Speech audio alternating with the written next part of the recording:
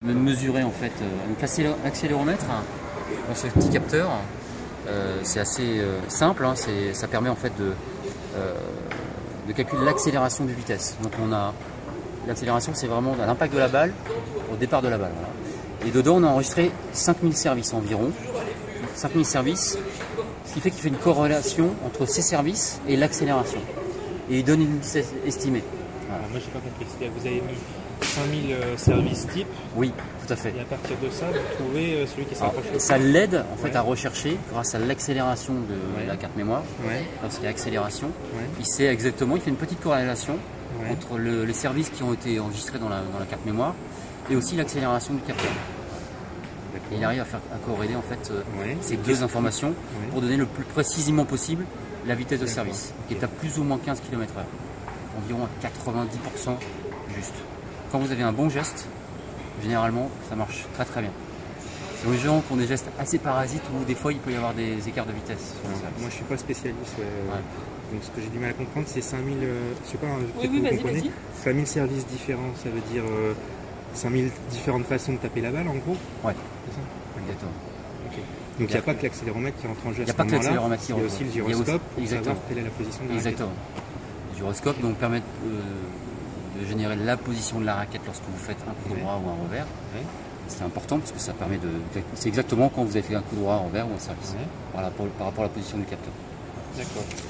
Donc ça c'est ce petit capteur révolutionnaire qui aujourd'hui fait 24 grammes, qu'on positionne en fait tout simplement au cœur de la raquette. Au cœur de la raquette, je vous positionne tout de suite, voilà, il est très simple à mettre. Le gros avantage de ce produit-là, c'est qu'il se positionne sur tous les types de raquettes. Il s'adapte sur tous les types de raquettes. C'est universel.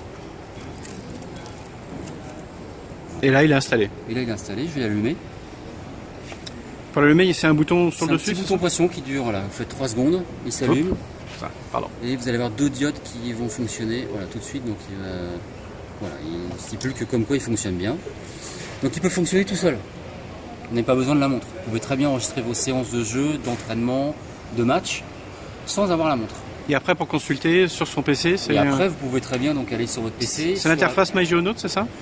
C'est une interface spécifique à nous qui s'appelle artego.com. Voilà. D'accord. Où vous pourrez donc télécharger vos données et les récupérer et les analyser sur notre site. D'accord. Et ça synchronise comment avec le PC? Ça synchronise avec un petit câble USB très simple. Vous avez un petit pad ici là, où vous venez télécharger votre capteur.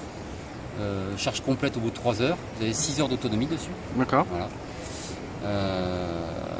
Et donc vous venez décharger vos séances. Lorsque vous avez fait une semaine, 15 jours d'entraînement, il y a une mémoire comme une carte USB, assez forte, assez prononcée. Vous pouvez jouer même un mois sans jamais télécharger et finir télécharger toutes vos données. Faites ce que vous voulez. Voilà, c'est hyper libre. Et donc, ça c'est la première chose. Donc on vient bien mesurer et vous allez pouvoir analyser sur le site. Et après on a rajouté cette petite montre qui aujourd'hui est une montre issue du running pour avoir un bon visuel, avoir un très bon visuel. Là, je vais la mettre en route. Vous voyez, donc hop, voilà. Ah, là, il va se connecter tout de suite, je pense, sur le... Elle est tactile? Voilà, donc là, hop. Elle est tactile? Non, elle n'est pas tactile, elle est à bouton pression. D'accord. Donc là, il cherche un cardio-fréquence mètre, puisqu'il fait aussi running, cette montre fait running, et j'ai fait une séance de tennis avec un cardio hier. Et donc là, il est en train de rechercher mon... Voilà, donc il ne va pas le trouver, parce que là, c'est pas très grave. Il faut le reparamétrer. Ceinture cardio par Bluetooth ou par Ant+? Ant+. Voilà. Okay. Tout est en plus pour l'instant sur le protocole Personal Coach. Okay. En plus, c'est le système de logiciel qu'on a sur nos montres, nos capteurs, que ce soit chez GeoNote ou chez nous. Voilà.